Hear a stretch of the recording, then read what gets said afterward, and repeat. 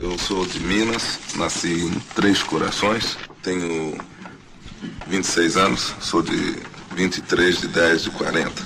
Fui para Bauru com 3 anos mais ou menos. Meus pais são João Ramos Nascimento, lá em Minas, o popular Dondinho. Minha mãe, Celeste Arantes de Nascimento. Tenho 2 irmãos, um casal. Jair Arantes de Nascimento, o Zoca, e Maria Lúcia Arantes de Nascimento. Bom, a minha infância foi muito boa, como todas as infâncias dos garotos pobres. Infância sadia, cheias de brincadeiras, de travessuras, coisas que todos vocês já passaram, por isso eu tenho certeza. Aquelas brincadeiras na rua, de pega, brincadeiras de bolinha de gude, que no meu tempo se chamava búrica, as bolinhas de vidro, o peão, a bola. Naquela época, a bola era de papel, bola de laranja, bola de pano, de meia. Esse tempo nós não tínhamos luxo ainda de querer uma bola de borracha, uma bola de capão, como dizem agora, de couro.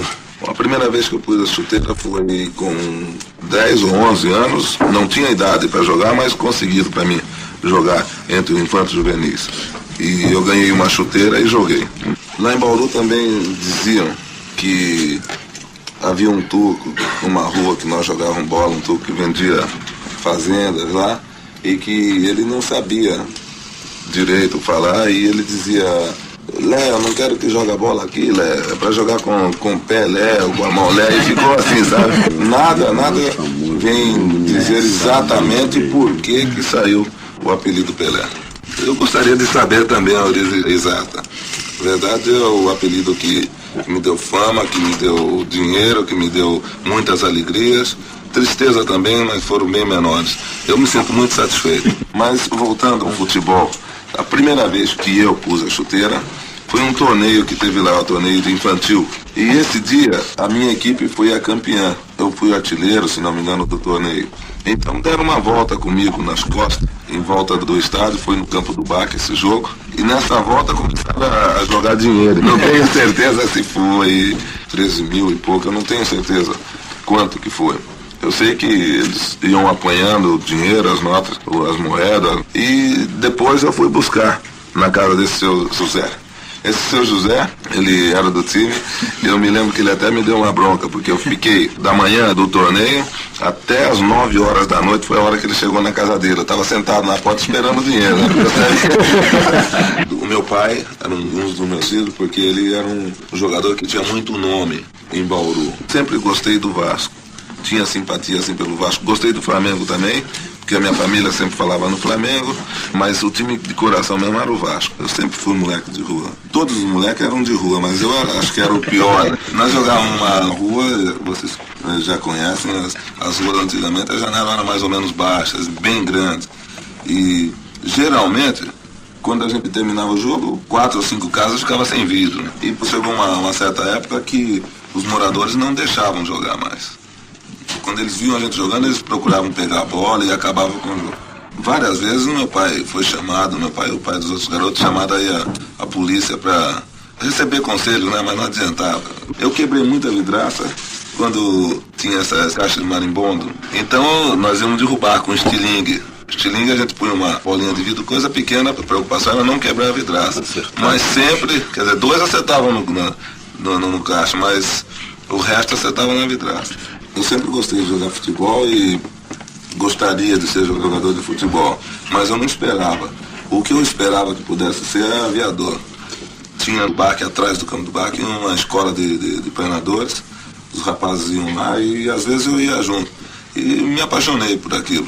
Meu pai, o Valdemar de Brito, eles sempre me ensinavam a chutar com o pé esquerdo, ficava brincando na parede com o pé esquerdo. O Valdemar de Brito ensinava a cabecear nos treinos, porque os nossos treinos sempre eram antes do time profissional treinar.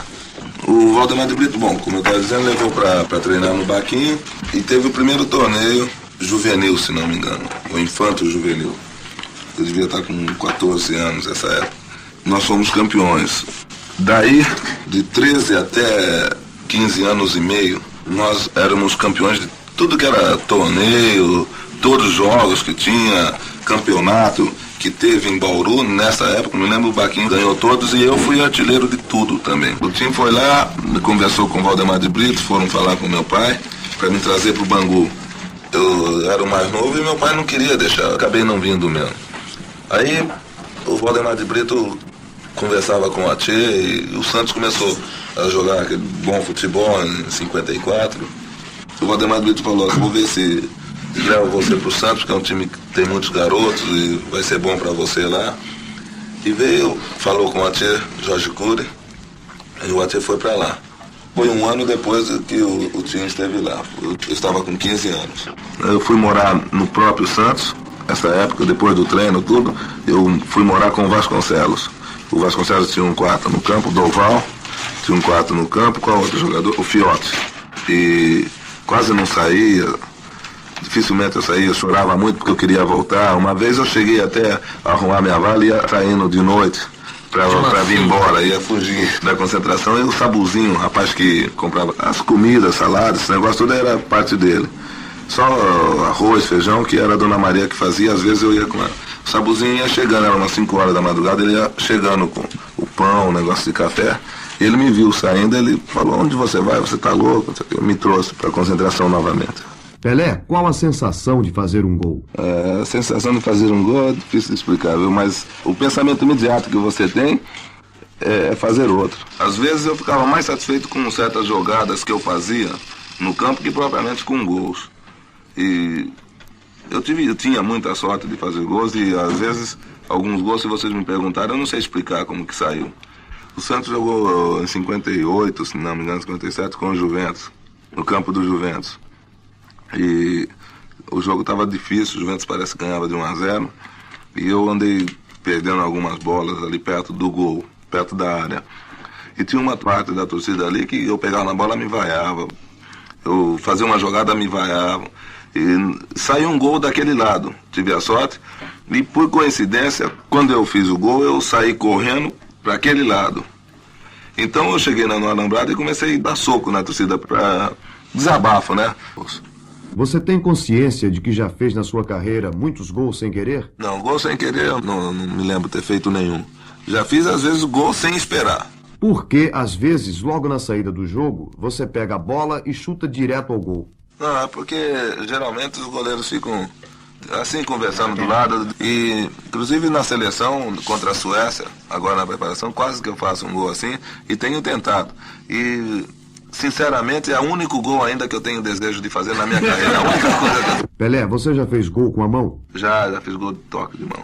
É verdade que no jogo em São Paulo, você enfiou seu braço no braço de um beck e reclamou do juiz que estava sofrendo pênalti? O Santos e Palmeiras, saiu uma jogada na área, eu segurei o braço do Carabina e gritei, aí olha a falta, o juiz apitou a falta, entende? Apitou o pênalti. Pelé, você fez tabelinhas com o Pagão históricas, fez com o Coutinho também históricas.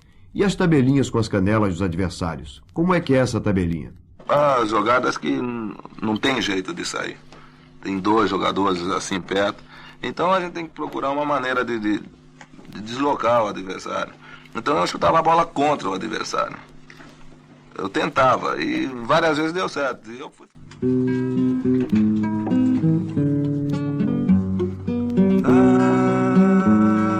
Ai, se eu sentisse a inspiração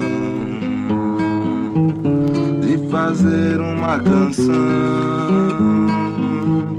que agradasse o meu amor, então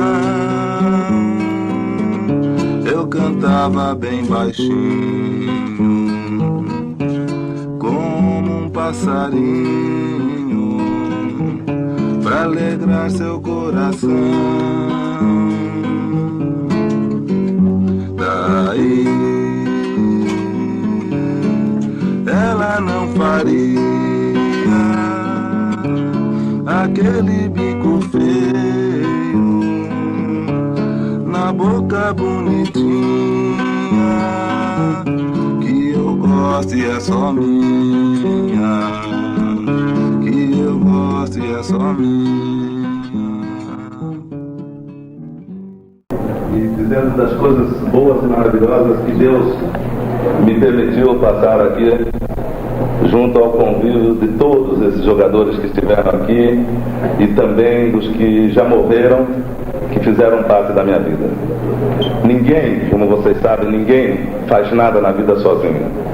E eu, para chegar onde cheguei, eu tive a ajuda de muita gente, principalmente dos meus companheiros de equipe, porque sem eles eu não poderia ter ninguém.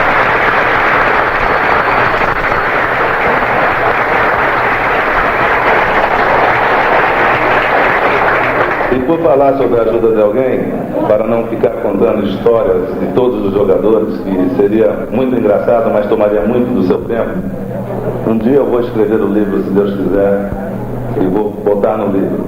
Mas hoje, apenas para dizer que nós sempre dependemos de alguém, eu me lembro quando eu cheguei aqui, coisas engraçadas que aconteceram comigo. Em Bauru, no meu 3º, 4º ano primário, nós estudávamos que o rio tinha água doce e o mar tinha água salgada. Mas eu nunca tinha visto o mar. Quando eu cheguei aqui, com 15 anos, eu me lembro que, nesta época, havia uma briga muito grande entre Valdemar de Brito, o deputado Atê Jorge Cury, o meu pai e a minha mãe, para que eu viesse ao Santos, porque meus pais, minha mãe principalmente, não queria que eu estudasse, que eu fosse um professor. E nessa época eu consegui vir para cá, depois de muita luta. A primeira coisa que eu cheguei a fazer quando fui ao Gonzaga, o ônibus parou ali, eu corri para o mar e pus a água na boca para ver se era salgada. Então essas coisas realmente a gente não esquece. Outra coisa muito importante na minha vida, eu gostaria de dizer aqui para vocês.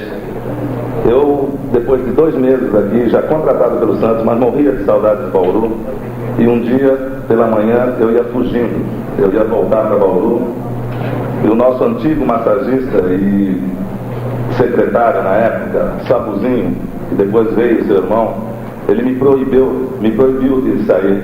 Era 6 horas da manhã, eu já estava com a minha malinha pronta. Minha malinha que eu digo era a única calça comprida que a minha mãe tinha feito para eu vir para cá. O Sabuzinho não deixou eu voltar para Bauru. Talvez, se o Sabuzinho não fizesse aquilo comigo, me deixando aborrecido na época, hoje eu não estivesse, entende? O sucesso, a vitória, a felicidade que eu tenho em estar aqui. A vida continua. O Santos é o Santos, queiram ou não queiram, ainda é o maior time do mundo, é o time mais conhecido do mundo.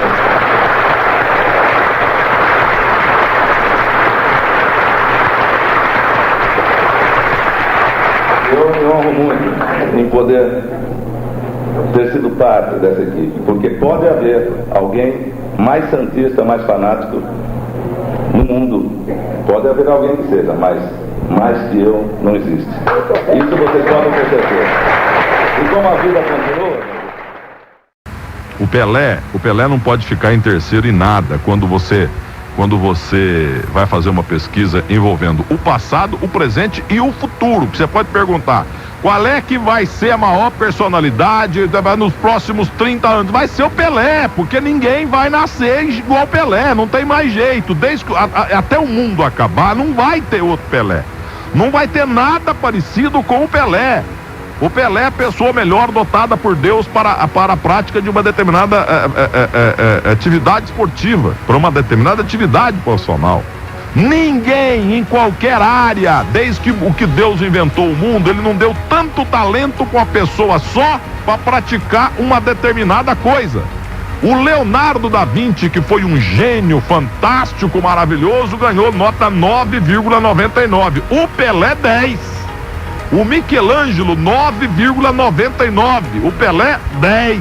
O Beethoven 9,99. O Pelé 10. O Einstein 9,99. O Pelé 10.